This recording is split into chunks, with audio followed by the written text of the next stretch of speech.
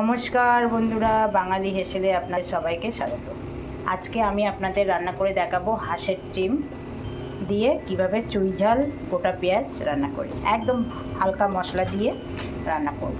তার জন্য আমি ডিমটা সেদ্ধ করে নিয়েছি। দেখুন, হাঁসের ডিম, যে হাঁসের ডিম সেদ্ধ করে নিয়েছি। এদিকে হচ্ছে আলু, একটা রসুন নিয়েছি গোটা, আর গোটা পেঁয়াজ কেটে নিয়েছি। এটা হচ্ছে চুই ঝাল। আপনারা কে কে চেনেন বলবেন। এই যে আদা, কাঁচা লঙ্কা, জিরে আর গোলমরিচ। ফোড়নে দেবো আমি একটু জিরে আর তেজপাতা, একটু হলুদ গুঁড়ো। তেল গরম হয়ে গেছে আমার। এবার আমি ডিমগুলো ভেজে নেব।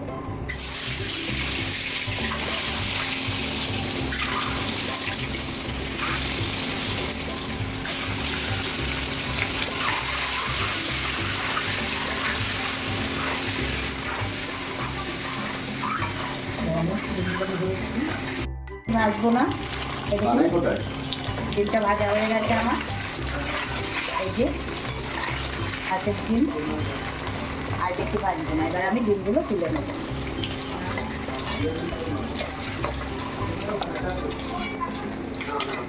এবার আমি ফোড়নের জন্য অল্প একটু জিরে আর দুটো তেজপাতা করব। এবার আমি আলুগুলো ভেজে নেব।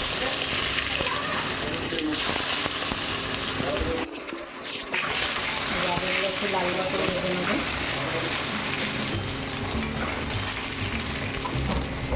তার মধ্যে আমি মশলাটা করে নিব।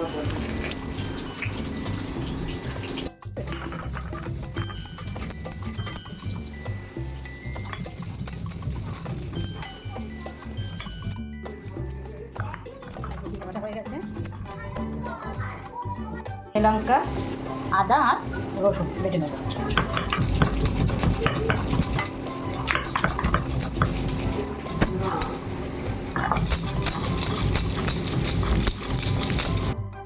এই যে একটা গোটা পেঁয়াজ নিচ্ছি। পেঁয়াজটা আপনারা এইভাবে নেবেন।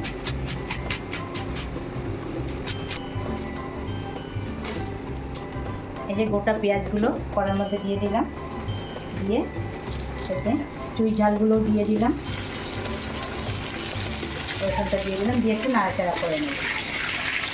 পেঁয়াজটা একটু ভাজা ভাজা হলে আমি ওর মধ্যে বাকি মশলাগুলো দিয়ে দেবো।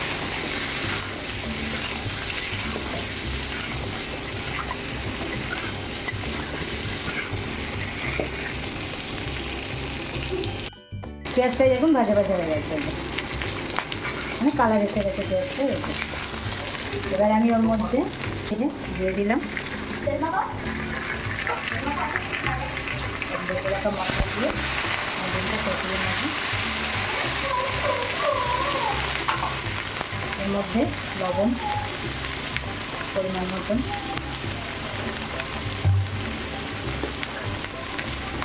একটু হলুদ গুঁড়ো 1 চামচ, অল্প করে একটু জল দিয়ে দিলাম, মশলাটা নাহলে পুড়ে যাবে। বেশি লঙ্কা দেবো না, একটু কালারের জন্য লাল লঙ্কার গুঁড়ো দিয়ে দেবো। এবার তেল ছাড়া অবধি মশলাটা আমি কষাবো।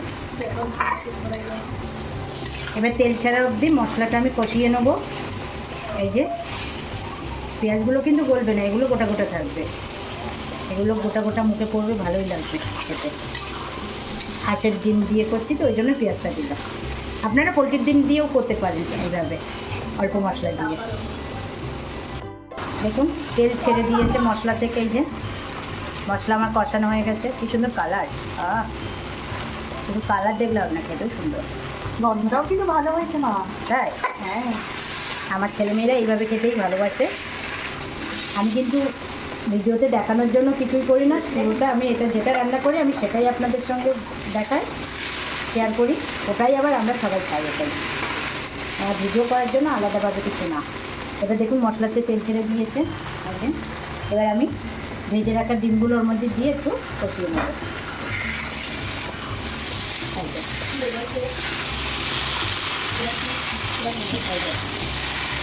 ডিম দিয়ে আমার কষানো হয়ে গেছে। এবার আমি ওর মধ্যে জল ঢেলে দেবো, আর একটু জল দেবো। আমি আরেকটুখানি জল দিচ্ছি। এবার আমি একটু হালকা করে, দেখুন ডিমের ঝোল আমার রেডি। এবার আমি জলটা নামিয়ে নেব। এই তো কি সুন্দর কালার হয়েছে, আমি নামিয়ে নিচ্ছি।